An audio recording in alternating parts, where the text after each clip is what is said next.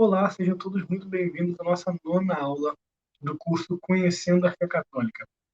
Nessa nona aula, nós estudaremos os dogmas marianos, a doutrina sobre a Virgem Maria e o que a Igreja ensina e o que a Igreja crê a respeito da Santíssima Virgem Maria, a Mãe de Deus.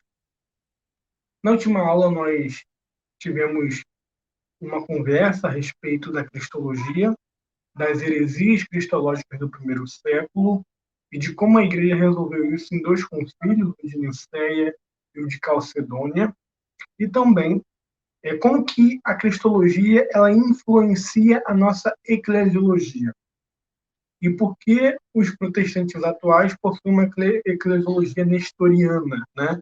Que é algo novo na história da Igreja. Bom, hoje falaremos especificamente sobre a Virgem Maria, mas a aula anterior também tem um grande valor para o que estudaremos hoje. Por quê? A doutrina sobre a Virgem Maria ela está intimamente ligada à doutrina sobre Cristo. Nós vimos na aula passada que Maria foi declarada, proclamada e dogmatizada como Mãe de Deus pelo Concílio de Nicéia, pelo Concílio de Calcedônia. Então, Maria, como Mãe de Deus, ela só ganhou esse título por causa da encarnação do Verbo, por causa da encarnação do seu Filho Jesus Cristo. E todos os títulos de Nossa Senhora, que nós veremos, como Imaculada Conceição, Virgindade Perpétua, Maternidade Divina, como também a Assunção de Nossa Senhora, tudo isso está ligado intimamente e diretamente ao nosso Senhor Jesus Cristo. Maria só tem todas essas qualidades por causa de nosso Senhor Jesus Cristo. Ou seja, se não fosse nosso Senhor Jesus Cristo, ela não teria essas qualidades e isso tudo não seria um dogma de fé. Então, nosso dogma de fé, a nossa fé católica, ela é baseada primeiramente em Cristo. E de Cristo vai sair todas as outras doutrinas que envolverá a Nossa Senhora, os santos, os sacramentos, a igreja e tudo. Tudo na fé católica, todos os dogmas são centralizados em Cristo. A fé católica é uma fé cristocêntrica. Nós provaremos isso ao decorrer desse curso. Bom, para entendermos um pouco sobre a Virgem Maria, nós temos que primeiro desmitificar aquele mito protestante de que a Bíblia quase não fala dela. Os protestantes sempre perguntam, mas a Bíblia quase não fala de Maria, fala poucas vezes nos evangelhos, uma vez lá em Atos e depois nunca mais. Mentira. Eu também achava isso quando eu era protestante, por causa daquela minha visão e leitura da Bíblia só naquele mito de que tudo está explícito nas Sagradas Escrituras. E até mesmo textos sobre Maria que estão explícitos, os protestantes dizem que não é sobre ela, que é sobre outros assuntos. E nós veremos isso hoje em dois textos principais, que é sobre Nossa Senhora, que está no Antigo Testamento e no Novo Testamento, que os protestantes não consideram, que os protestantes não perdem tempo ali estudando aqueles textos. E quando você põe esses textos na mesa, os protestantes vão dizer, não, mas isso aí não se refere a Nossa Senhora, isso aí não se refere a Maria. Né? E hoje nós veremos que Maria está na Bíblia de Gênesis a Apocalipse. Literalmente. Literalmente. De Gênesis a Apocalipse. Maria não é citada só no Novo Testamento, ela é citada na Bíblia inteira. Na Bíblia inteira, no decorrer de todas as Sagradas Escrituras. Seja de forma implícita, seja de forma profética, seja de forma alegórica, mas ela está lá. O primeiro texto que fala de forma profética da Virgem Maria nas Sagradas Escrituras é o texto de Gênesis, capítulo 3, versículo 15. Gênesis, capítulo 3, versículo 15, vai falar da queda do homem. Depois que o homem caiu, Eva comeu do fruto, Adão depois comeu do fruto, e a serpente enganou ambos, né? Deus, ele questiona Adão, Adão passa a responsabilidade para Eva, e Eva passa a responsabilidade para a serpente. Deus pergunta, Adão, por que comeste do fruto? Ele responde, a mulher que me deste por esposa me deu e eu comi. Eva, por que fizeste isso? A serpente que estava no jardim me enganou e eu comi. Então, a partir do versículo 15, Deus vai se direcionar à serpente. E a serpente, que nós sabemos que é Satanás, o diabo. Então, a serpente na Bíblia de Gênesis e Apocalipse é uma figura de Satanás, principalmente nesse texto de Gênesis 3,15. Então, Deus está se direcionando a Satanás, a serpente, né? Quando falamos serpente, falamos Satanás. Então, isso é uma coisa bem simples de entender. E Deus diz o seguinte para Satanás, sob a forma de serpente, né? Porém, inimizade entre ti e a mulher, entre a tua linhagem e a linhagem dela, ou, em outras traduções, entre a tua descendência e o seu descendente. Ela te esmagará a cabeça e tu lhe ferirás o calcanhar. Vou ler de novo. Porém, inimizade entre ti e a mulher, entre a sua descendência e o seu descendente. Ela te esmagará a cabeça e tu lhe ferirás o calcanhar. Isso aqui é uma profecia. Deus está falando com Satanás que porá inimizade entre Satanás e a mulher. Não é uma mulher. Não são as mulheres. É a mulher. Artigo definido, a mulher. Ou seja, é uma mulher específica. E essa mulher ainda está por vir. E essa mulher tem um descendente. E esse descendente também será inimigo da descendência da serpente. Então aqui nós temos um trama. O trama da mulher, do descendente e da serpente. A mulher é inimiga da serpente. O descendente é inimigo da descendência da serpente. E a serpente está nesse jogo de inimizade entre ambos, tanto a mulher como o seu descendente. Então temos três personagens aqui profeticamente simbolizados. Uma mulher, um descendente, que é um filho, né?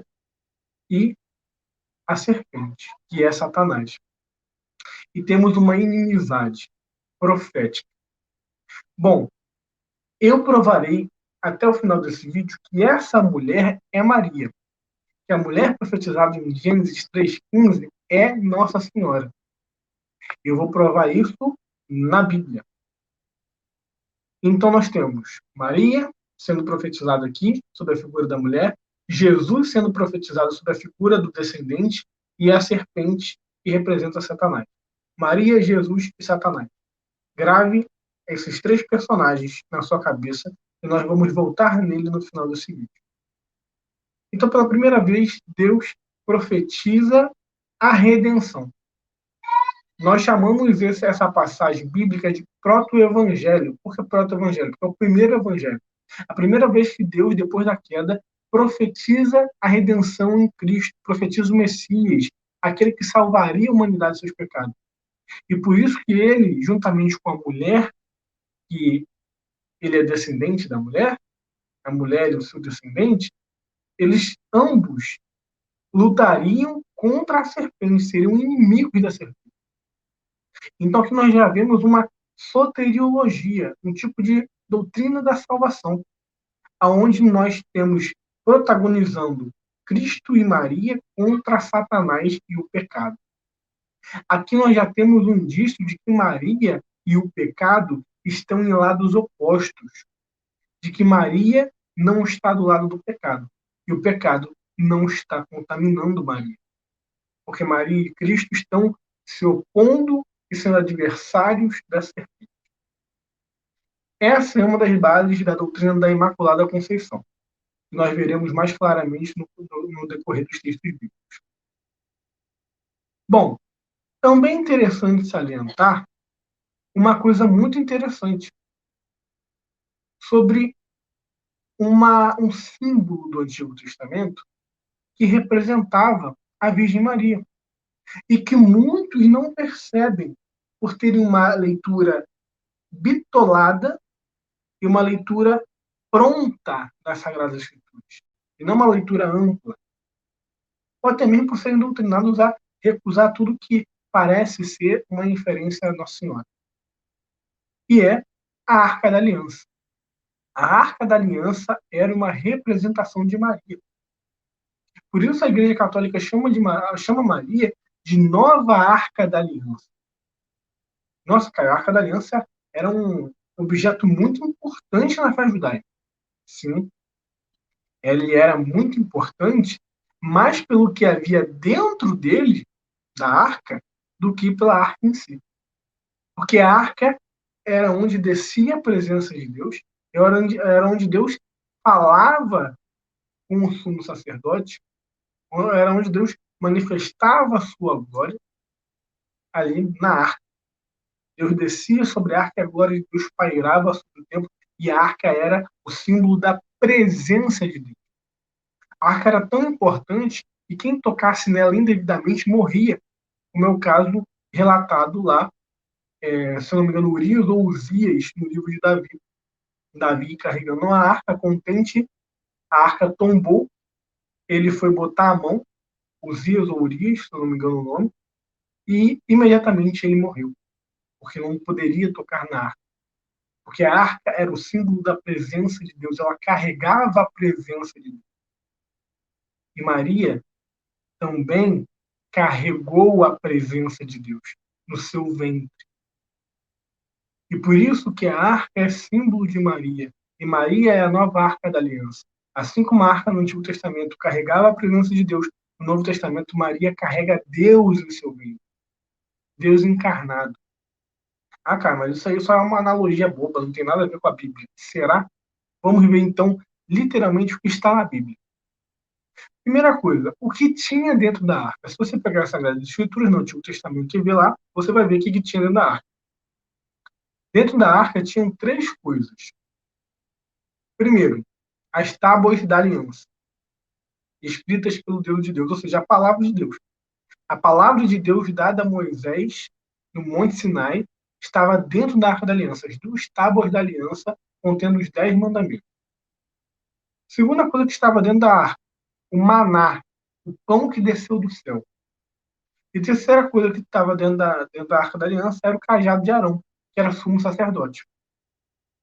Então nós temos três símbolos: a palavra, o maná e o cajado. São três símbolos que o Novo Testamento, inclusive o próprio Cristo, se auto-intitula como ele mesmo. Ou seja, o Novo Testamento diz que esses três símbolos representam Jesus. João capítulo 1 diz: no princípio era o verbo estava com Deus, o verbo era Deus, e o verbo se fez carne. O verbo é a palavra de Deus, o verbo de Deus. Então, o que no Antigo Testamento era a palavra de Deus escrita em tábuas de pedra, no Novo Testamento essa palavra se fez carne na pessoa de Cristo. Então, as tábuas da nova aliança, as tábuas da antiga aliança, no caso, representavam a encarnação do verbo, da palavra, que é Cristo. O pão que desceu do céu, o maná, o próprio Jesus, de sua própria boca, diz em João capítulo 6, que o maná que desceu do céu para os pais, ou seja, os judeus no deserto, passou. E ele era o verdadeiro pão que desceu do céu. Quem comer da minha carne e beber do meu sangue tem a vida eterna. Eu sou o pão que desceu do céu. Lá em João capítulo 6, ele vai dizer que ele é o pão que desceu do céu, que prefigurava o maná. E em Hebreus capítulo 8, vai falar que Cristo é o nosso sumo sacerdote. Assim como tinha o cajado de Arão, que era sumo sacerdote, na Arca da Aliança, Cristo é o nosso sumo sacerdote. Então, Cristo reúne essas três características que estavam dentro da arca nele mesmo, na sua própria pessoa. E ele, como gerado do ventre da Virgem Maria, estava como que dentro de uma arca. A Arca da Aliança carregava três símbolos de Cristo, e Maria carregou o próprio Cristo encarnado. E por isso que Maria é a nova Arca da Aliança.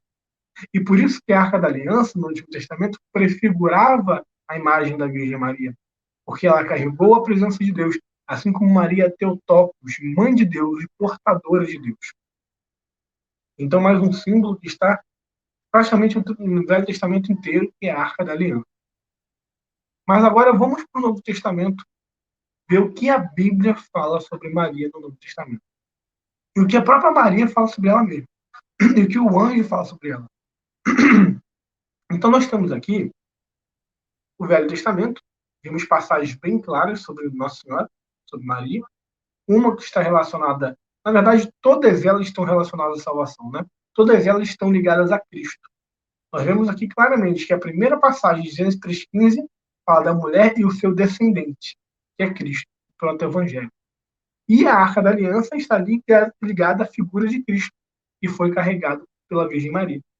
Então, todas as passagens que prefiguram ou profetizam Maria no Antigo Testamento, também, juntamente com Maria, profetizam, prefiguram Cristo, porque eles estão juntos na história da salvação. Deus escolheu Maria para que, através dela, viesse Cristo. E no Novo Testamento, essa realidade, essa profecia, ela começa a acontecer através da concepção de Maria.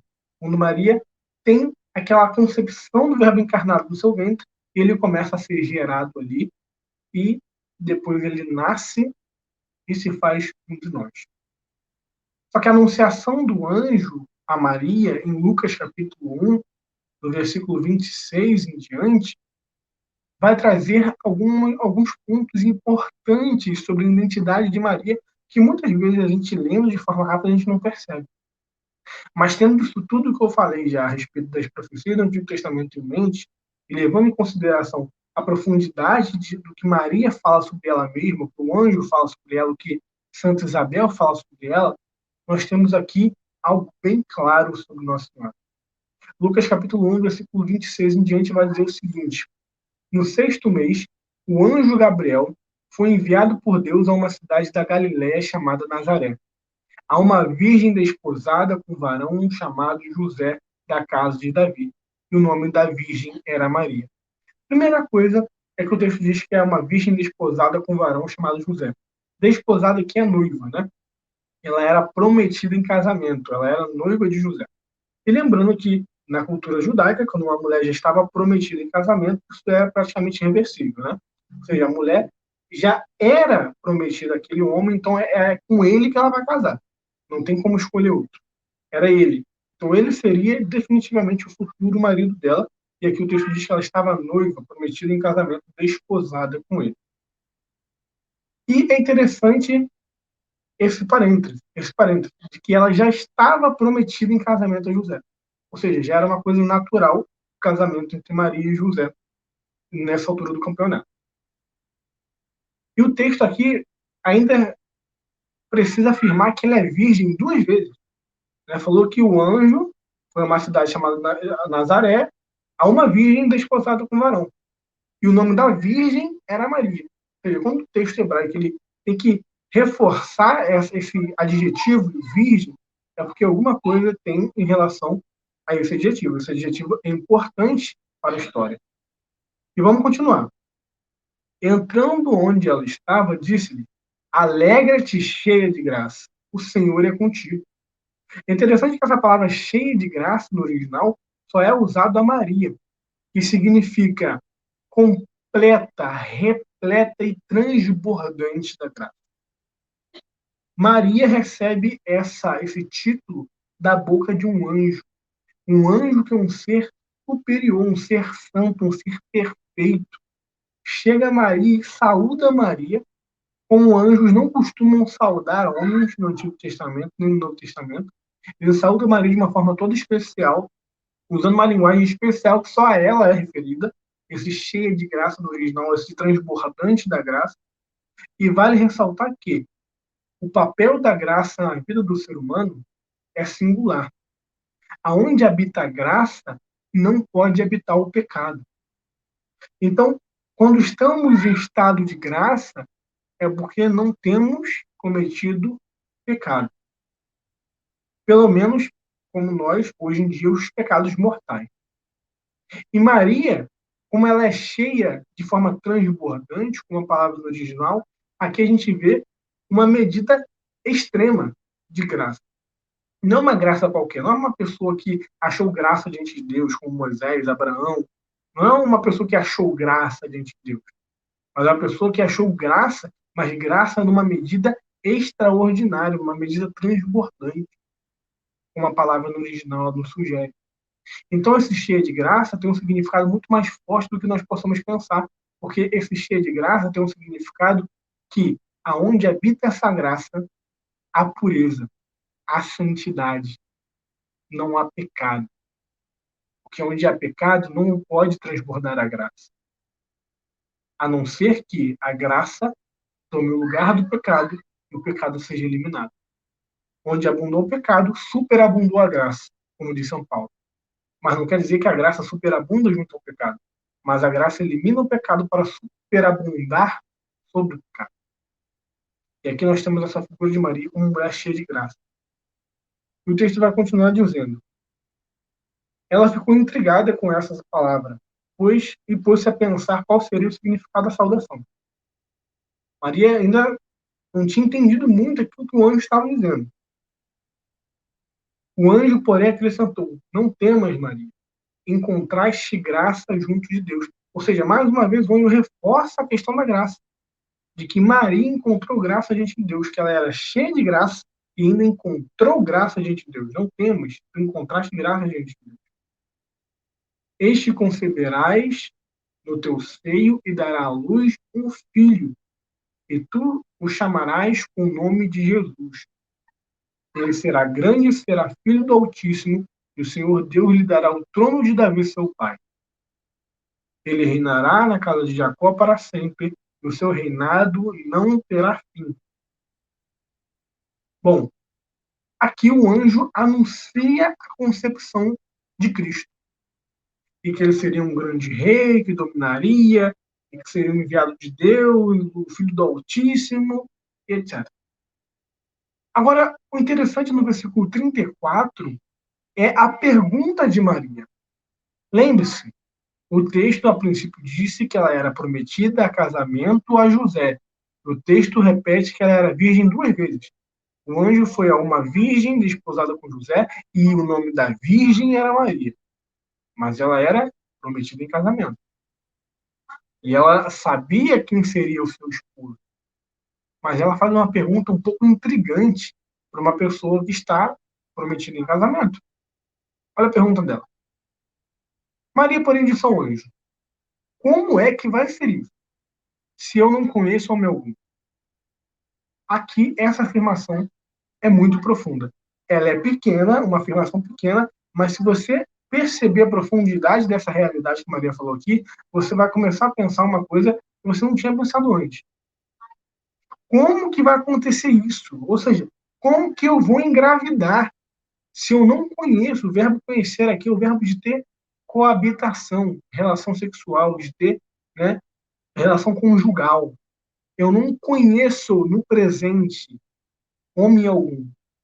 Ou seja, essa palavra no presente subentende-se uma ação contínua de não conhecer e não continuar conhecendo. Não é que eu não conhecia homem algum, eu ainda não conheço homem algum. Não, eu não conheço no presente de uma forma contínua. Ou seja, Maria está explicitamente dizendo isso aqui. Como que vai acontecer isso se eu não tenho relações sexuais? É isso que Maria está falando. E essa pergunta não faria sentido se ela fosse ter relações sexuais com José. Porque se ela estava prometida em casamento a José, era lógico que ela saberia que o marido dela e o pai do filho dela seria José. Se ela recebe uma mensagem de um anjo de que vai ficar grávida, estando noiva, prometida em casamento a José, ela pensaria o quê? Então o pai do meu filho será José. Tudo bem. Quando eu casar, eu vou ter um filho de José. Mas não é isso que ela pensa. Pelo contrário, ela questiona, mas como que eu vou fazer isso? Eu não conheço homem algum. E homem algum excetua José. Ou seja, então a Maria está dizendo aqui de forma implícita, mas para mim parece até explícita, se você entender o texto bem entendido, de que ela era uma virgem consagrada. De que ela, por mais que teria ali o casamento com José, porque naquela época as mulheres solteiras não eram bem vistas pela sociedade, e as mulheres solteiras casavam com os homens para ter essa proteção, ter essa família, ter essa guarda, né? Por mais que ela casasse com José, ela sabia que não ia ter nada, que não ia ter uma relação conjugal, matrimonial comum, mas que ela ia permanecer intacta na sua integridade virginal. Essa frase dela é cabal para esse entendimento. Aí o anjo lhe responde: Aí o anjo explica para ela como isso vai acontecer. O Espírito Santo virá sobre ti, e o poder do Altíssimo vai te cobrir com a sua sombra. Por isso, o santo que nascer de ti será chamado Filho de Deus. Aí, a partir desse momento, o anjo explica para ela que será de uma forma sobrenatural, porque até então ela estava entendendo que seria de uma forma natural, e de forma natural ela não conseguiria ter, porque ela era virgem consagrada. Então o anjo explica que é de forma sobrenatural. Aí ela dá o seu fiat, né, o seu aceito, ela dá a sua concessão. Ela diz: Eu sou a serva do Senhor, faça-se em mim segundo a tua vontade. E o anjo a deixou. Ou seja, Maria deu o seu sim. O anjo falou, anunciou e ela disse: Eu sou a serva do Senhor, faça-se em mim segundo a sua vontade. Depois de o anjo ter respondido a pergunta dela de como seria isso, né? Bom, existe uma passagem no Antigo Testamento que a igreja entendeu como falando sobre a virgindade perpétua de Nossa Senhora. Uma passagem que a igreja entende de forma espiritual, de forma alegórica. Está lá em Josué, capítulo 44, versículo 2, que diz: O Senhor me disse, essa porta ficará fechada, não se abrirá, e ninguém entrará por ele, porque por ele entrou o Senhor, o Deus de Israel. Por isso que permanecerá fechada. Ou seja, a igreja olha essa passagem e diz: essa porta permanecerá fechada porque o Senhor entrou por ela, então permanecerá fechada. Ou seja, a igreja entende essa passagem como uma alegoria à virgindade perpétua de Maria. Porque o Senhor entrou pelo ventre de Nossa Senhora e por isso esse ventre deveria permanecer intacto. Porque é onde pisa o Senhor, aquilo se torna santo e nada poderia interromper essa santidade, esse santuário. A partir do momento que Maria concebeu o Filho de Deus, o seu ventre virou um santuário. O seu ventre virou a nova arca da aliança. E não faria sentido ela ter outros filhos depois disso. Principalmente outros filhos que nasceriam com a mancha do pecado original, coisa que Jesus não tinha. E por Jesus não ter, esse ventre era puro. O que tinha entrado nesse ventre era o Deus Santo. E depois do Deus Santo, nada impuro poderia entrar. E por isso também que Maria deveria ser imaculada. Por causa disso. Primeiro, porque ela fazia parte do sistema de soterologia. Deus quis que ela fizesse parte dos planos da salvação e que fosse inimiga da serpente e que o filho que nascesse dela fosse santo. E por isso ela também foi santificada para poder ter esse filho de forma perfeita. O Senhor não habita onde habita o pecado. O Senhor não está presente onde está presente a iniquidade. E por isso o Senhor não poderia ter nascido e sido gerado em um ventre impuro, em um ventre profano, em um ventre manchado pelo pecado original. Por isso, o Senhor não poderia estar em um ventre aonde está o pecado. Porque tudo que o Senhor toca é santo, tudo que o Senhor faz é santo. A Arca da Aliança era santa. Ninguém poderia tocar nela, porque morreria. Quanto mais o ventre da mulher que carregou o Filho de Deus. Não deveria ser santo e imaculado. Então a gente continua essa saga quando Maria vai para a casa de sua prima Isabel. Lá no versículo 39 em diante vai dizer o seguinte: Naqueles dias, Maria pôs-se a caminho para a região montanhosa, dirigindo-se apressadamente à cidade de Judá. Entrou na casa de Zacarias e saudou Isabel. Ora, quando Isabel ouviu a saudação de Maria, a criança lhe estremeceu no ventre. Isabel ficou repleta do Espírito Santo. Aqui nós vemos Maria já repleta e tomada da glória de Deus por causa do seu ventre que estava gerando o Filho de Deus. E a própria saudação da Virgem Maria fez com que o Espírito Santo descesse sobre Santa Isabel. E a criança, São João Batista, estremeceu no seu ventre. Ou seja, Maria estava tão repleta do Espírito Santo, tão cheia do Espírito Santo, tão envolta na glória de Deus e na santidade de Deus, a partir desse momento da concepção, que até as palavras dela transmitiam o poder do Espírito Santo. Agora eu te digo, como que uma mulher tão transbordante da graça, dessa forma, pode ter pecado? Qual ser humano conseguiu chegar a tal nível de graça e continuar com o pecado? Esse é o questionamento. Ainda mais ela que carregou Deus no seu ventre. Com um grande grito, exclamou Santa Isabel: Bendita és tu entre as mulheres, e bendito é o fruto do teu ventre. Ou seja, Santa Isabel agora reconhece que Maria é a maior das criaturas. É a mais singular e mais preciosa da criação de Deus. Abaixo de Cristo, Maria é a maior de todas as criaturas. Ela é bendita entre as mulheres. Ela é bendita na humanidade. Ela é a maior de todos os seres humanos, porque ela recebeu a maior honra que ninguém na face da terra nunca recebeu e após ela ninguém jamais receberá. E essa dignidade de Maria é totalmente proveniente dos méritos de seu filho Jesus Cristo. Então nós temos aqui claramente essa afirmação de Santa Isabel sobre a dignidade da Virgem Maria. E agora vem uma afirmação muito importante também, no versículo 43, onde Santa Isabel afirma a maternidade divina de Maria. De onde me vem que a mãe do meu Senhor me visite? Santa Isabel, pela primeira vez, reconhecendo que Maria é mãe de Deus. De onde me vem que a mãe do meu Senhor me visite? E meu Senhor é esse que ela está se referindo? É óbvio que é o Senhor Jesus Cristo, é óbvio que é Deus. Ela não está falando de qualquer Senhor, ela está falando de qualquer líder, está falando de qualquer pessoa importante, ela está falando de Deus.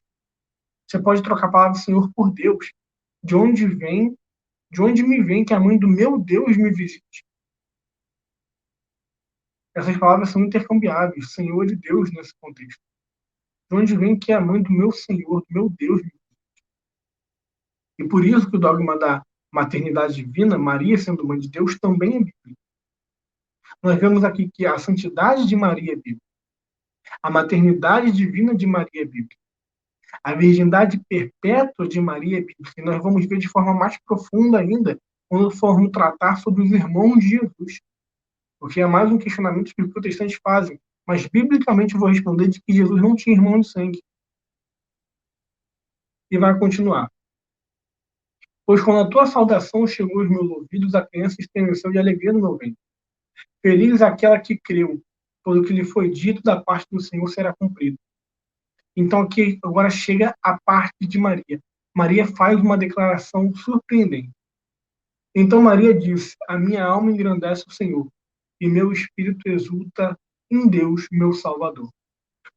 Porque olhou para a sua serva. Sim, doravante, todas as gerações me chamarão bem-aventurado, pois o Todo-Poderoso fez grandes coisas em meu favor, e o seu nome é santo. Então Maria, agora cheia do Espírito Santo, nesse diálogo com Santa Isabel, faz uma profecia. Doravante, todas as gerações me chamarão bem-aventurada. Ou seja, de agora em diante, todas as gerações me chamarão bem-aventurada.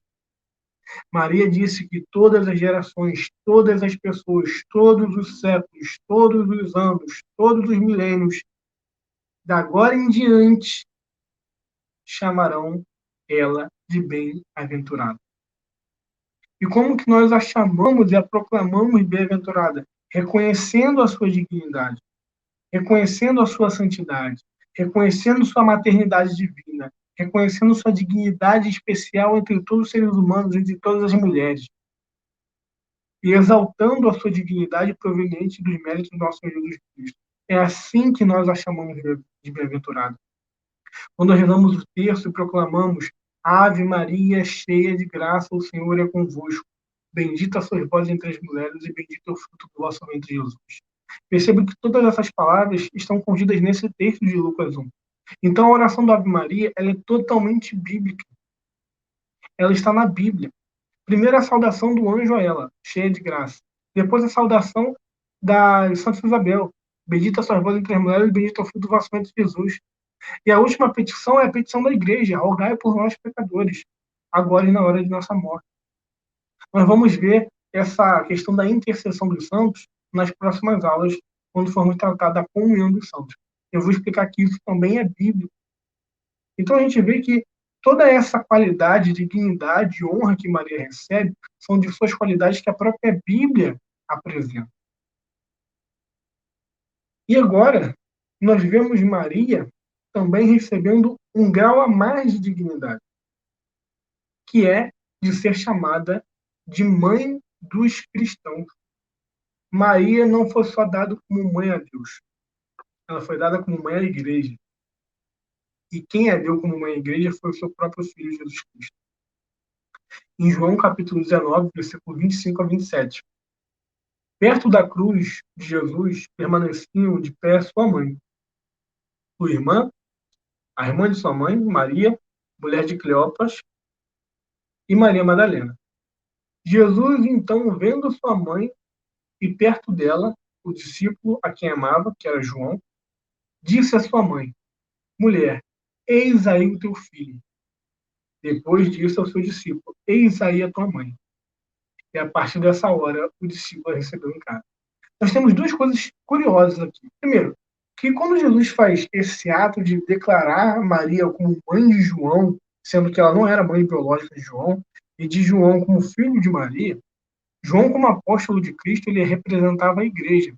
Ele representava aqueles a quem Cristo deu as chaves, que Cristo deu autoridade na igreja. João, junto com Pedro e Tiago, eram reputados como colunas da igreja. Então, João era um dos cabeças da igreja, um dos representantes máximos da igreja. E quando Cristo dá a João, a sua mãe, por mãe, ele está simplesmente dizendo que a sua mãe era a mãe da igreja. E nós, que somos a igreja, somos filhos de Maria. Então, espiritualmente, simbolicamente, essa maternidade espiritual que João recebeu de Nossa Senhora, ela é transmitida a todos os cristãos, porque nós somos intimamente ligados a Cristo pelo batismo e temos por mãe a sua mãe. Temos por pai o seu pai, o Deus Pai. Então, a filiação de nosso Senhor Jesus Cristo ela é divina, Deus Pai se torna nosso Pai, e ela também é humana. A sua mãe se torna nossa mãe, de forma totalmente espiritual. Ou seja, uma adoção espiritual. Mas outra coisa interessante nesse texto é que aqui é uma das evidências de que Jesus não tinha irmão de sangue. E outra evidência também de que José, nessa época, provavelmente já tinha falecido. Porque se uma mulher ela está sozinha, né, quem cuida dela é o marido. E se o marido morre, quem cuida dela são os filhos. Isso aqui na cultura judaica é obrigação. Não tinha conversa. Se o marido morreu, os filhos tomam conta da mulher. Mas se ela não tem nem os filhos, nem o marido, aí entram outras pessoas que podem tomar conta dela. Aqui, o marido não estava com ela, José não estava com ela, provavelmente, segundo a tradição, ele já tinha morrido. E os filhos de Maria, que são chamados de irmãos do Senhor, não estão cuidando dela. Então, já que os filhos de Maria, que são os filhos de Maria, entre aspas, né, são chamados de irmãos do Senhor, não cuidam dela nessa passagem, e ela teve que ficar com o João porque ela estava viúva e sem filhos, porque Nosso Senhor estava na cruz. Como que isso explica que Jesus tinha irmãos de sangue? Onde estavam eles nesse momento? E esse é um questionamento válido, né? Já é algo para a gente começar a pensar. Olha, poxa, na cultura judaica, essa mulher era viúva, quem tomava conta eram os filhos. Cadê os filhos de Maria nesse momento? Isso só se explica se ela tivesse como filho unicamente Cristo, que estava sendo morto na cruz. Então ela estava literalmente sozinha, viúva e sem filho. E por isso João também recebeu ela na sua casa. E continuando aqui, a gente tem um questionamento. Tudo bem, né? Mas a Bíblia diz claramente que Jesus tinha irmãos. A Bíblia deixa até uma lista dos irmãos de Jesus. Como que isso fica? Bom, simples. A palavra irmão na Bíblia nem sempre quer dizer irmão de sangue. Irmão na Bíblia pode ter vários significados. Primeiro, irmão de sangue, irmão de religião, de igreja, de sinagoga, ou seja, os judeus eram irmãos entre si por causa da fé na lei de Moisés, irmãos de fé, irmãos de sangue, irmãos de fé, ou parentes próximos. Ou parentes próximos. Abraão chama Ló de irmão, sendo que Ló era seu sobrinho. E outras passagens da Bíblia no Antigo Testamento também trazem esse nome irmãos para quem não era um irmão de sangue. Então, a palavra irmãos, usado na literatura judaica, era muito comum para se referir a pessoas que não eram irmãos de sangue, mas eram parentes próximos ou amigos próximos. Até mesmo amigos que não têm laço de parentesco eram chamados de irmãos. Então, para a gente começar, é bom destacar isso. E agora a gente vai ver quem eram os irmãos do Senhor, que a Bíblia destaca. Lá em Mateus 13, capítulo 55, a Bíblia fala sobre a lista dos irmãos do Senhor. E diz: não é ele o filho do carpinteiro? Não se chama a mãe dele Maria e seus irmãos Tiago, José, Simão e Judas? Então aqui a gente vai pegar um dos irmãos do Senhor, para a gente provar de forma cabal de que ele não era irmão de sangue e, consequentemente, os outros que estão nessa lista também não. Aqui nós temos Tiago e José, Simão e Judas. Vamos pegar Tiago. Tiago, que a Bíblia traz dois Tiagos, o Tiago maior e o Tiago menor. Né? Tiago, apóstolo, era o irmão do Senhor. Ou seja, o Tiago que era apóstolo era esse que era denominado irmão do Senhor. Lá em Gálatas, capítulo 1, versículo 18 e 19, Paulo diz: em seguida, por 3 anos, subi a Jerusalém para avistar-me com Cefas, Pedro, e fiquei com ele 15 dias. Não vi nenhum apóstolo, mas somente Tiago, irmão do Senhor. Ou seja, Tiago, irmão do Senhor, era o Tiago apóstolo. O outro Tiago, que no caso é o Tiago maior, ou menor, porque tem um Tiago maior e tem um Tiago menor, o outro Tiago, que não era apóstolo, não era o irmão do Senhor. Apenas aquele que é chamado de apóstolo é chamado de irmão do Senhor. Então tinha o Tiago maior, que era filho de Zebedeu, e tinha o Tiago menor, o apóstolo, que é chamado de filho de Alfeu pela Sagrada Escritura. Então, na Sagrada Escritura, nós já vemos que esse Tiago, irmão do Senhor, não é filho de José. Lá em Mateus, capítulo 10, versículo 2 a 3. Estes são os nomes dos 12 apóstolos. Primeiro, Simão, também chamado Pedro, e André, seu irmão. Tiago, filho de Zebedeu, e João, seu irmão. Filipe, Bartolomeu, Tomé e Mateus, o publicano. Tiago, filho de Alfeu, e Tadeu. Ou seja, Tiago maior e Tiago menor, apóstolos. E um deles era chamado irmão do Senhor. Só que os dois não eram filhos de José. Um era filho de Zebedeu e outro era filho de Alfeu. Ou seja, o pai, o pai adotivo de Jesus não era pai desse Tiago, que é listado como irmão do Senhor. Então, se o pai desse Tiago era Alfeu, né, como que fica essa situação? Alguns podem argumentar, então, ele era filho de Alfeu, depois que José morreu e Maria casou com Alfeu. Vamos ver, porque ele também tinha outra mãe, que não era Maria, mãe do Senhor. E vai continuar. Nós temos outras passagens, como Marcos 3, 16 a 19, Lucas 6, 13 a 16. Agora, Maria, esposa de Alfeu, mãe de Tiago e José, lá em Mateus 27, do versículo 55 a 56, vai dizer o seguinte: estavam ali muitas mulheres, ali onde? Aos pés da cruz, né, onde Jesus estava crucificado. Estavam ali muitas mulheres, olhando de longe. Haviam acompanhado Jesus desde a Galiléia e a servi-lo. Entre elas estavam quem? Maria Madalena, Maria, mãe de Tiago e de José, e Maria e a mãe dos filhos de Zebedeu. Ou seja, tinha uma Maria Madalena, tinha uma Maria que era mãe de Tiago e José, e outra que era mãe dos filhos de Zebedeu. Quem é essa Maria, mãe de Tiago e José?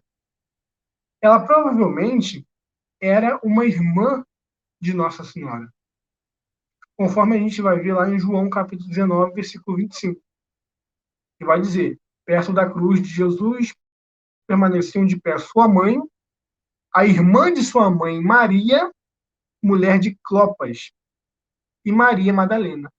Ou seja, na cruz, diante da cruz estava Maria, mãe de Jesus, Maria, irmã da mãe de Jesus, ou seja, Maria, tia de Jesus, que era mãe de Tiago, e esposa de Clopas, e Maria Madalena. Agora a gente tem essa questão, mas Maria não era esposa de Alfeu? Por que o texto está dizendo que é esposa de Clopas? Ou Cleófas, né? Segundo a tradição, a tradução, né? Bom, aqui a gente tem duas opções. Ou Cleófas e Alfeu é o mesmo nome, são dois nomes diferentes, um em grego, outro em hebraico, né? Para a mesma pessoa. Existia essa questão de nomenclatura, um nome era em uma língua, outro nome era em outra língua, assim como Simão e Pedro, Cefas, né? Que é o nome para o mesmo apóstolo. Ou essa Maria, tia de Nosso Senhor, ela era viúva, casou novamente e teve filho com Cleófas, né? Então tem essas duas opções. Mas nós sabemos aqui que esse Tiago, que é considerado irmão do Senhor, que contado entre os apóstolos, era filho de Alfeu e de Maria, que é tia de Jesus. Então, segundo a própria Bíblia, o irmão do Senhor era, na verdade, seu primo. E por isso que vem a tradição de que os irmãos do Senhor eram seus primos. Isso é uma tradição, não é uma certeza. Mas a certeza que nós temos é que esses irmãos do Senhor não eram irmãos biológicos. Isso é certeza que a própria Bíblia nos traz. Agora, se eles eram primos de Jesus, se eram filhos de José de um outro casamento, isso aí ainda não é dogma. Isso é uma questão de tradição e se discute. Mas a opinião principal da igreja é que esses irmãos do Senhor eram, na verdade, seus primos. Isso eu provei biblicamente. Então, nós vemos que a Bíblia não é contra a virgindade perpétua de Maria, pelo contrário, a Bíblia dá indícios claros dessa virgindade perpétua. Nós vemos também que a Bíblia diz claramente que Maria é mãe de Deus, ela é mãe do meu Senhor, como Santo Isabel diz. Nós vemos claramente que Maria é chamada de santa, ou seja, cheia de graça, que ela é separada numa santidade totalmente diferente das outras mulheres, e que ela é tida como inimiga da serpente pelo próprio Deus, profetizada como inimiga da serpente, inimiga de Satanás. Ou seja, ela estava no processo ali da salvação, no ministério da reconciliação de Deus com o mundo. Ela fez parte ativa nisso. E nós vamos ver essa profecia de Gênesis 3,15 se cumprindo na Bíblia. Agora eu peço para você recapitular aqui comigo. Lembre da profecia que a gente leu em Gênesis 3,15. Porém, inimizade entre ti, a serpente, e a mulher, entre a sua descendência e o seu descendente. Esta lhe ferirá a cabeça e tu lhe ferirás o calcanhar. Então nós temos três personagens: a mulher, o descendente e a serpente. Mulher, descendente e a serpente. E esses três personagens vão retornar à história bíblica em Apocalipse. Lembra que eu falei que Maria aparece na Bíblia de Gênesis e Apocalipse? Esses três personagens retornam à história da salvação, agora de forma a se cumprir aquela profecia em Apocalipse. Deus profetiza aquele proto-evangelho em Gênesis e Apocalipse traz o cumprimento dessa profecia. Eu estou com a Bíblia protestante aberta aqui, para vocês verem que não tem diferença. Bíblia protestante, da época que eu era presbiteriano, tudo anotado. Eu abri em Apocalipse 12. Se quiserem abrir comigo para ler, diz o seguinte: João tem uma visão. A visão de uma mulher glorificada. E os teólogos protestantes divergem de opinião nessa questão. Uns dizem que é a igreja, outros dizem que é Israel, outros inventam várias e várias teorias, e todo mundo se esconde na hora de falar que é Maria. Não pode ser Maria, não tem nada a ver. Mas vamos ler o texto com sinceridade, com calma, acompanhando cada detalhe. Primeira coisa a destacar também que aqui a gente não está procurando saber o que a mulher significa. Nós queremos saber primeiro quem é a mulher. Porque o texto bíblico ele pode trazer um personagem e esse personagem significar várias coisas ao mesmo tempo. Então, essa aqui não é uma discussão. De fato, essa mulher aqui significa Israel e igreja. Mas, ao mesmo tempo, ela significa e é a Virgem Maria. Porque a Virgem Maria é o símbolo da igreja. E aqui ela está representando a igreja em sua própria pessoa, cumprindo a profecia de Gênesis 3,15. E diz o seguinte: João viu-se um grande sinal no céu,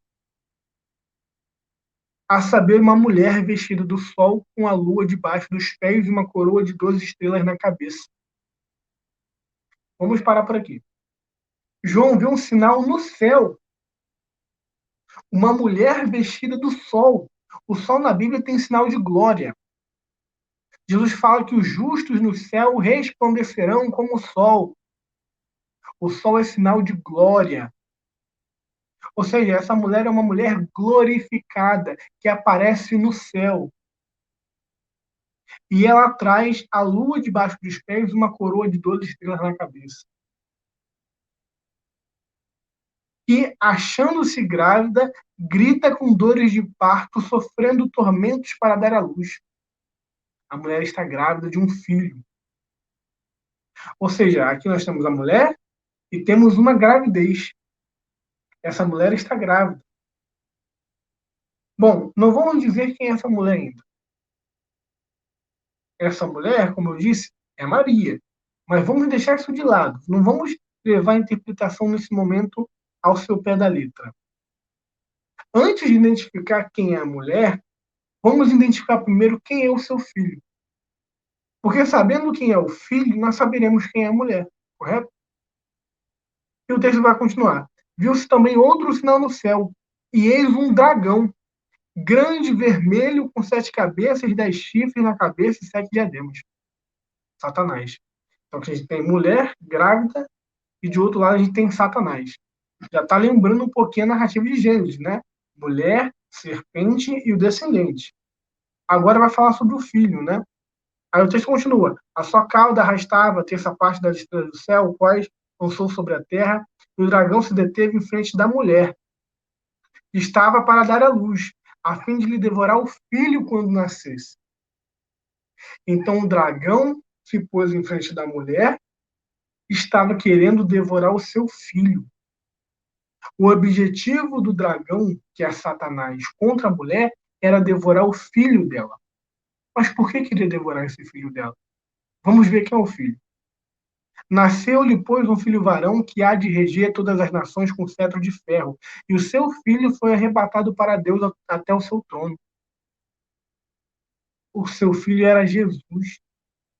Nasceu um filho varão que há de reger todas as nações com cetro de ferro. Esse cetro de ferro é profetizado nos Salmos.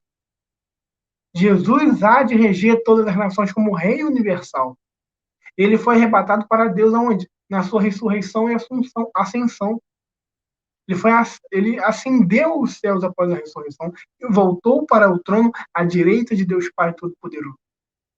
Esse texto está claramente falando sobre Jesus e os protestantes concordam comigo aqui. Os protestantes concordam que esse texto fala de Jesus, mas discordam que fala de Maria. Falam, não, é Israel. Não, é a igreja. A igreja gerou Jesus, a igreja deu a luz a Jesus.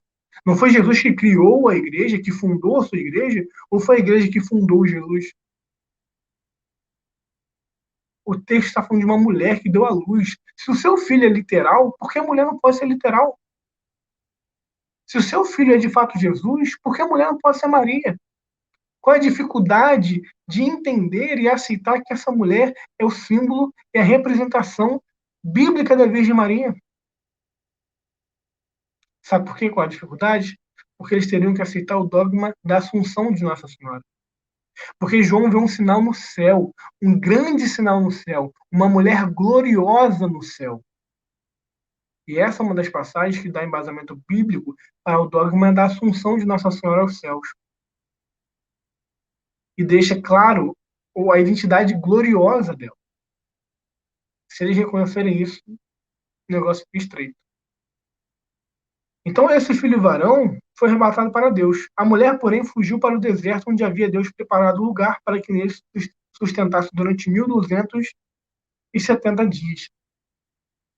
Então, aí corta a cena e a cena pula para uma grande batalha. E olha que interessante que vai dizer nesse texto. Houve peleja no céu. Miguel e seus anjos pelejaram contra o dragão. Também pelejaram o dragão e seus anjos. Todavia não prevaleceram, nem mais se achou no céu o lugar deles. E foi expulso o grande dragão, a antiga serpente, que se chama Diabo e Satanás, o sedutor de todo mundo. Sim, foi atirado para a terra e com ele os seus anjos. A própria Bíblia diz que esse dragão é a antiga serpente. Que antiga serpente? De Gênesis 3:15. Porém, inimizade entre ti e a mulher, entre a sua descendência e o seu descendente. E a inimizade está se concretizando em Apocalipse 12. O dragão tenta devorar o descendente da mulher, que é o filho varão, que foi arrebatado para Deus, que é nosso Senhor Jesus Cristo. E a mulher que gera esse filho é Maria. É ela que fez parte da história da encarnação, dando o seu sim e o seu ventre para gerar o Filho de Deus encarnado. Essa mulher é Maria. O filho varão é Jesus. O dragão é a antiga serpente. São os três personagens que a gente falou no início desse vídeo. No início dessa aula a gente falou serpente, descendente, mulher. Aqui, serpente, filho varão, descendente, mulher. Maria. Ela é Maria. E vai continuar. Então ouviu grande voz no céu, proclamando: agora veio a salvação, o poder e o reino do nosso Deus, a autoridade do seu Cristo.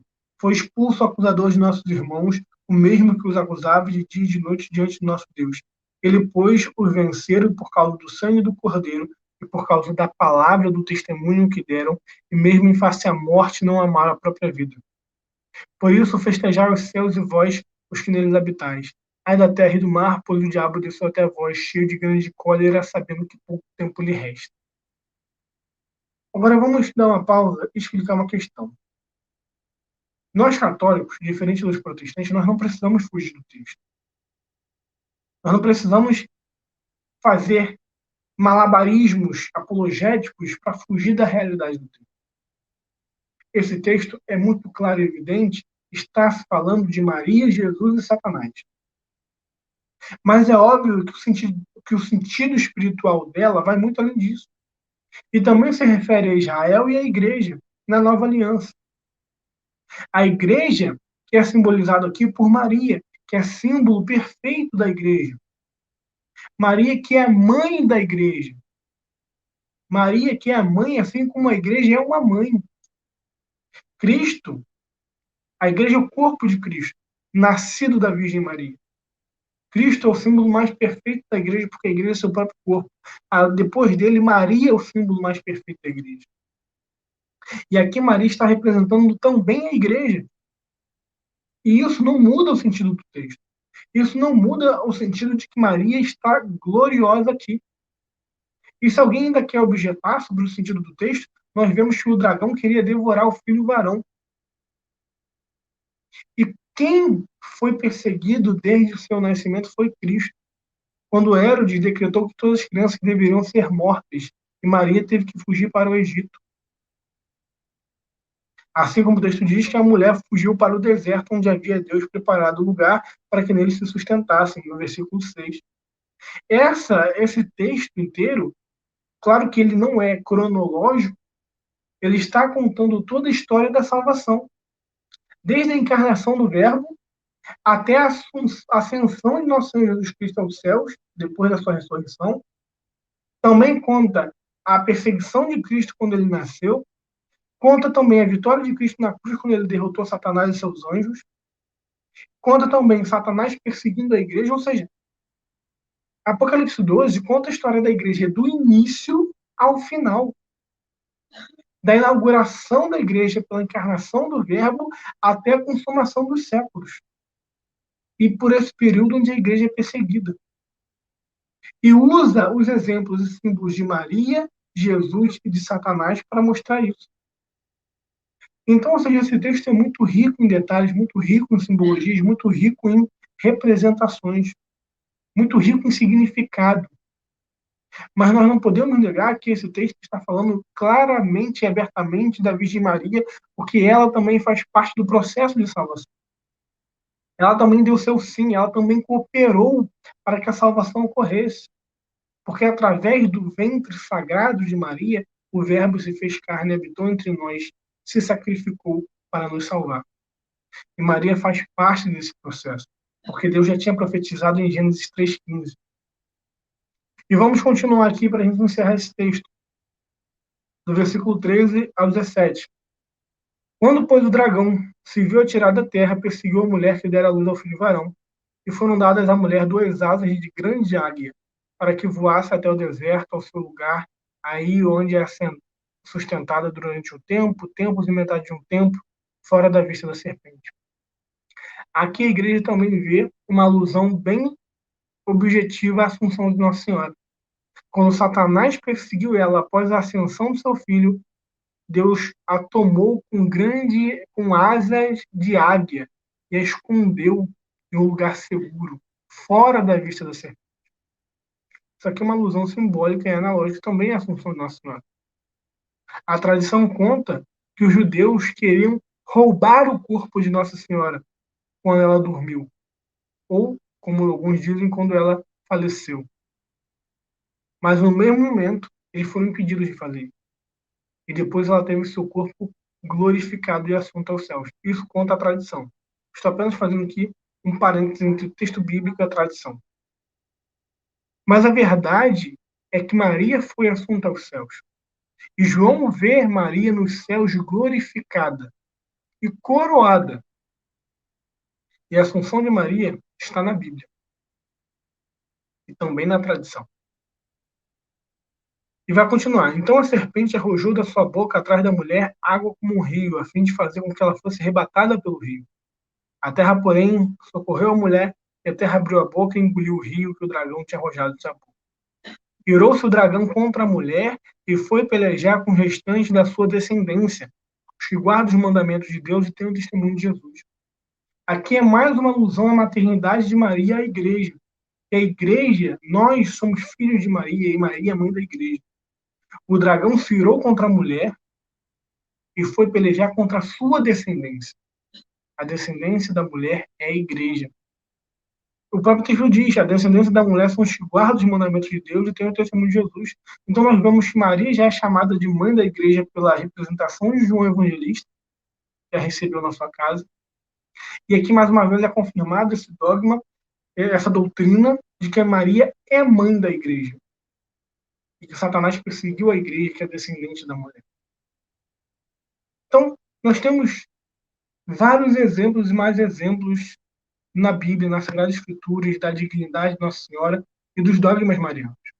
Nós vimos que todos os 4 dogmas marianos têm base nas Sagradas Escrituras. A maternidade divina, a virgindade perpétua, a Assunção de Nossa Senhora e a Imaculada Conceição. Todos eles são intrinsecamente fundamentados nas Sagradas Escrituras. E agora cabe destacar o que a história da igreja, o que os primeiros cristãos acreditavam a respeito disso. Isso tudo aqui é uma interpretação que eu tirei da minha cabeça, que a Igreja Católica manipulou e falou que era assim, ou a Igreja sempre acreditou nisso desde os primeiros séculos? Foi algo inventado por nós, tardiamente, ou desde o início da Igreja, a Igreja sempre creu da mesma forma? Bom, existe uma oração, ela foi achada, um encontro arqueológico, essa oração foi achada num papiro, né? E ela se encontra hoje reservada, se não me engano, em alguma catedral, em algum museu. Ela se encontra reservada num papiro, e essa oração é chamada de Subitum Praesidium, em latim. Ela data ali, quando ela foi escrita, a antiguidade dela data do ano 250 depois de Cristo, terceiro século, ou seja, os primeiros séculos da era cristã, bem no início da igreja, antes do imperador Constantino nascer, praticamente. E Essa oração é uma oração curtinha, que a igreja reza até hoje. Só que ao mesmo tempo que ela é curta, ela é rica em detalhes. Ela é rica em adjetivos, quando vai falar de Nossa Senhora. Essa oração é uma oração direta à Nossa Senhora. É a oração que os primeiros cristãos faziam a Nossa Senhora nas suas liturgias. E essa oração diz: a vossa proteção recorremos, Santa Mãe de Deus. Não desprezeis nossas súplicas em nossas necessidades, mas livrai-nos do mal sempre de todos os perigos. Ó Virgem gloriosa e bendita. Amém. Só nesse fragmento de texto dos primeiros séculos, nós encontramos Maria sendo chamada de Santa Mãe de Deus, 2 dogmas em uma frase só, Santa e Mãe de Deus. E ela também é chamada de Virgem Gloriosa, ou seja, Virgem, virgindade perpétua, e gloriosa, ou seja, assunto aos céus em glória, como a gente viu em Apocalipse 12, e bendita. Aqui eu lembro a profecia que Maria fez quando foi recebida por Santa Isabel. Daqui em diante, todas as gerações me chamarão bem-aventurada. E os primeiros cristãos tinham isso em mente. E eles cumpriam essa profecia, porque oravam a ela, a chamando de bendita. E hoje nós devemos continuar fazendo isso. E nós, católicos, fazemos sempre, quando rezamos o texto, quando fomos à igreja, rezamos o Ave Maria, entre outras orações que nós exaltamos a dignidade de Nossa Senhora. Mas não para por aí. Tem um autor mais antigo que esse texto, que é Santo Irineu de Lyon, que viveu no ano 130 depois de Cristo, e ele fala de Maria de uma forma totalmente singular. E ele fala de Maria, e ele é o primeiro a explicar essa interpretação de Gênesis 3,15 e de Apocalipse 12 como se tratando de Maria na história da salvação. Aqui vem outra doutrina que nós chamamos de que Maria é a segunda Eva. Porque assim como a perdição, o pecado veio por Eva, no Jardim do Éden, a salvação veio por Maria na encarnação do Verbo. E isso quem está falando sou eu, é Santo Irineu de Leão. Ele vai dizer no seu livro Demonstração da Pregação Apostólica, parte 33, vai dizer o seguinte: da mesma forma que aquela Eva foi seduzida para desobedecer a Deus, esta Maria foi persuadida a obedecer a Deus, por ser ela a Virgem Maria, advogada de Eva. Assim, o gênero humano submetido à morte por uma virgem foi dela libertado por uma virgem, tornando-se contrabalanceado a desobediência de uma virgem pela obediência da outra. Isso aqui está em contra as heresias. E no livro da Demonstração Apostólica ele vai dizer, Demonstração da Pregação Apostólica: foi por meio de uma virgem, Eva, desobediente, que o homem foi golpeado, caiu e morreu. Da mesma forma, pela Virgem Maria, obediente à palavra de Deus, que o homem encontrou de novo a vida eterna. A vida. Era justo e necessário que Adão fosse restaurado em Cristo, a fim de que o mortal fosse absolvido e tragado pela imortalidade, e Eva fosse reconstruída em Maria. Deste modo, uma virgem feita advogada de uma virgem cancelou e anulou a desobediência de uma virgem com a sua obediência de virgem. Aqui Santo Irineu exalta a virgindade de Maria, não dizendo que ela deixou de ser virgem, ou seja, esse título virgem é algo próprio dela, como um título perpétuo, uma virgindade perpétua. E aqui ainda diz Santo Irineu que ela tomou o lugar da Eva. Assim como Eva foi crucial a sua desobediência para a perdição da humanidade, a obediência de Maria foi crucial para a redenção do mundo. Então, Santo Irineu está dizendo que Maria cooperou na obra da salvação, que Maria foi cooperadora com Cristo nessa obra. E claro que tudo que Maria fez só foi feito por causa de Cristo, pelos méritos antecedentes de Cristo. Então, Maria, ela tem o mesmo papel na obra de salvação como Eva teve na obra de perdição. Assim como Cristo é o segundo Adão, como diz São Paulo aos Romanos, Santo Irineu de Lyon, segundo a tradição, está expondo aqui que Maria é a segunda Eva. E isso é óbvio que é uma analogia. Assim como Cristo não é literalmente Adão, Maria não é literalmente Eva, mas eles são segundo Adão e segunda Eva de forma analógica. Porque assim como eles fizeram o mundo cair em pecado, Maria e Jesus Cristo restauraram e redimiram a humanidade com a obediência deles. Ela disse o seu sim e o verbo se fez carne. Bom, Santo Irineu continua no livro Contra as Heresias dizendo: Assim é que a obediência de Eva foi resgatada a desobediência de Eva foi resgatada pela obediência de Maria. Com efeito, nó que Eva atou com a sua incredulidade, Maria desatou com a fé. E para a gente terminar os pais da igreja, eu vou citar o grande Santo Agostinho, que viveu no ano 354 depois de Cristo. Ele falando que Maria era santa, que não poderia ser imputado pecado algum à Virgem Maria. Nesse livro, Graça 1, onde ele fala sobre o pecado original, debatendo contra Pelágio, que não acreditava nessa doutrina, ele refuta Pelágio, explicando biblicamente que todos os seres humanos tinham pecado. Mas nessa parte aqui, ele excetua a Virgem Maria. E ele diz o seguinte: excetua Santa Virgem Maria, sobre a qual devida honra ao Senhor não quero discutir, eis porque sabemos que lhe foi concedido um grau mais elevado de graça, para vencer totalmente o pecado, pois mereceu conceber e dar luz àquele a respeito do qual não consta que tivesse pecado. Mas, excetuando a Virgem Maria, se pudéssemos reunir aqueles santos e santas como se aqui vivessem e perguntar se estavam isentos de pecado, qual seria a sua resposta no nosso modo de pensar? Ou seja, ele está falando que os santos e santas, os homens santos e as mulheres santas de Deus, não tinham isenção completa de pecado, mas a Virgem Maria tinha. E ele não põe ela nessa lista, ele excetua ela como totalmente pura e imaculada. Santo Agostinho, que os protestantes veneram muito, né? Mas essa parte eles não creem. Mas, já que os protestantes não creem nos pais da igreja, nem em Santo Agostinho, né? Coerentemente, eles deveriam crer em Lutero, porque Lutero foi o grande homem de Deus que restaurou a igreja, né?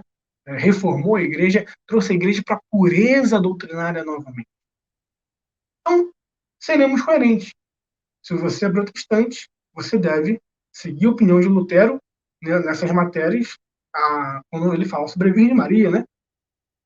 Então vamos ver o que Lutero fala sobre a Virgem Maria. No seu sermão de Natal, em 1529, Lutero diz o seguinte: Maria é mãe de Jesus e mãe de todos nós. Embora fosse só Cristo quem repousou no seu colo, se ele é nosso, deveríamos estar na situação dele. Lá onde ele está, nós também devemos estar. E tudo que ele tem deveria ser nosso. Portanto, a mãe dele também é nossa mãe. Palavras de Lutero. Vamos continuar com Lutero. Isso tudo aqui depois da Reforma Protestante, tá? Não é antes, não. São anos depois da Reforma. Lutero, no seu sermão de Natal, em 1551. Não, perdão, 1531. Ele vai dizer: Maria é a maior e mais nobre joia da divindade logo após Cristo. Ela é nobre, sábia e santamente personificada. Jamais conseguiremos honrá-la suficientemente. Palavras de Lutero. Mais Lutero, Sermão Concórdia, volume 24, página 107. Lutero dizendo: ela com justiça é chamada não apenas mãe dos homens, mas também mãe de Deus. É certo que Maria é a mãe do real e verdadeiro Deus. Continuamos com Lutero. Lutero, no seu sermão sobre o dia da Conceição da Mãe de Deus, em 1527. Lutero acreditava na Imaculada Conceição. Ele diz: é uma doce e piedosa crença esta que diz que a alma de Maria não possuía o pecado original. Esta de que, quando ela recebeu sua alma, ela também foi purificada do pecado original e adornada com os dons de Deus, recebendo de Deus uma alma pura. Assim, desde o primeiro momento de sua vida, ela estava livre de todo pecado. Palavras de Lutero. E em outro sermão, agora, o último sermão, Lutero, no sermão de 1539, ele diz o seguinte: Cristo foi o único filho de Maria. O filho da Virgem Maria não. Cristo foi o único filho de Maria. E da Virgem Maria não teve outros filhos além dele. Estou inclinado a concordar com aqueles que declaram que os irmãos significam realmente primos. A Sagrada Escritura e os judeus sempre chamaram os primos irmãos. Ou seja, Lutero concordando também na virgindade perpétua de Maria e que os irmãos de Jesus eram, na verdade, seus primos. Então, nós vemos que a Bíblia apoia os dogmas marianos. Nós vemos que a história da igreja dos primeiros séculos apoia os dogmas marianos. E nós vemos que a reforma protestante apoia os dogmas marianos. E você, protestante, apoia os dogmas marianos? Então, faça como Lutero disse. Comece a honrar a Virgem Maria, porque você nunca conseguirá honrá-la suficientemente. Bom, esse foi o estudo de hoje. Os dogmas marianos na Bíblia, na história da Igreja, na história da Reforma Protestante. Eu poderia citar aqui Zwingli, Calvino, que também falaram muito bem dos dogmas marianos, mas me ativo somente a Lutero por causa do tempo. Espero que você tenha gostado. Assista essa aula de novo, de novo, de novo, porque todas as bases bíblicas que eu dei aqui precisam ser estudadas cada vez mais profundamente para estarem cada vez mais no nosso coração. Fiquem com Deus. Salve Maria.